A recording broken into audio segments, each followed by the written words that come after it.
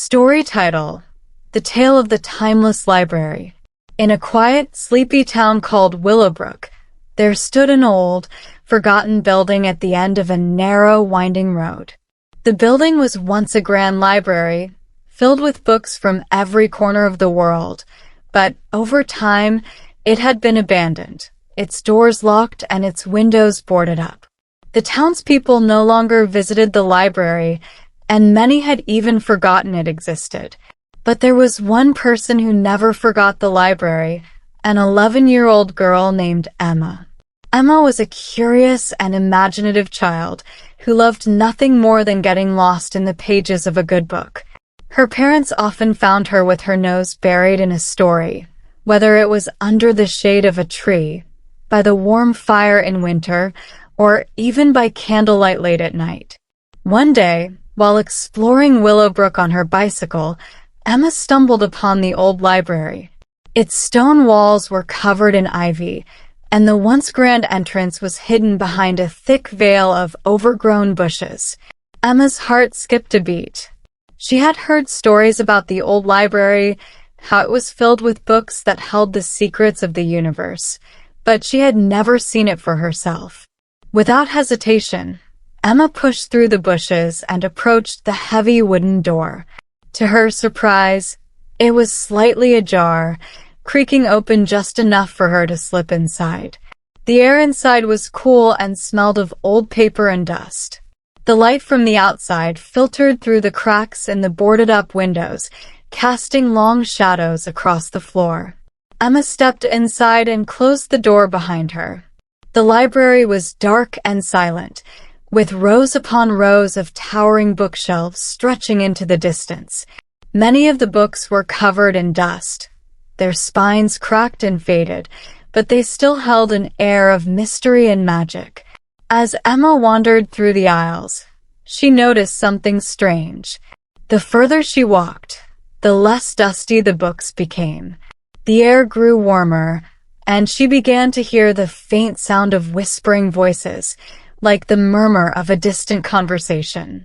Intrigued, Emma followed the sound until she reached the back of the library. There, she found a small hidden door, almost invisible among the towering shelves. The door was made of dark wood, intricately carved with symbols that Emma did not recognize. Her heart pounded with excitement. She reached out and touched the door, and to her amazement, it swung open easily, revealing a spiral staircase leading downward. Emma hesitated for a moment, but her curiosity got the better of her. She stepped onto the staircase and began to descend. The stairs seemed to go on forever, winding deeper and deeper into the earth. The whispering voices grew louder, but Emma still couldn't make out what they were saying. Finally, she reached the bottom of the staircase and stepped into a large, circular room. The walls were lined with bookshelves, but these books were unlike any Emma had ever seen. They were bound in leather of different colors, and each one seemed to glow faintly in the dim light. In the center of the room was a large, ornate table with a single book resting on it. Emma approached the table, her eyes wide with wonder. The book on the table was massive, its cover made of shimmering gold. The title was written in a language she didn't recognize, but as she touched the book, the words seemed to shift and change until they were in English. The title read, "The Book of All Time." Emma opened the book, and as she did, the room seemed to come alive. The whispering voices grew louder, and the walls began to shimmer with images, scenes from history, places she had only read about in books, and even glimpses of the future. Emma realized that this was no ordinary book. It was a living history of the world, a record of everything that had ever happened and everything that ever would. As Emma turned the pages, she was transported into the stories within the book. She witnessed the rise and fall of empires, walked through ancient cities, and sailed across unknown seas. She met people from different times and places, each with their own stories to tell. But the more she read, the more she realized that the book was not just about the past and the future. It was about her. She saw herself in the pages, her life intertwined with the lives of others. She saw the choices she had made, the people she had met, and the adventures she had yet to embark on. Emma lost track of time as she read, completely absorbed in the book's stories. But eventually, she reached the end of the book, and the final page was blank. As she stared at the blank page, words began to appear, written in the same shimmering gold as the cover. The words formed a question. "Will you write the next chapter?" Emma's heart raced. She realized that the book was asking her to add her own story, to contribute to the history of the world.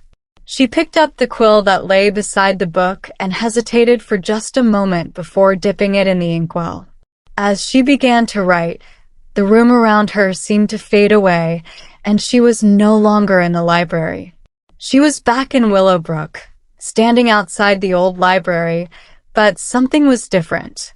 The building was no longer dark and forgotten. The windows were clear, the walls were free of ivy, and the door was wide open, welcoming visitors inside. Emma knew that the library had come back to life because of the story she had written. She had unlocked its magic, and now it was a place where anyone could come to explore the wonders of the past, present, and future.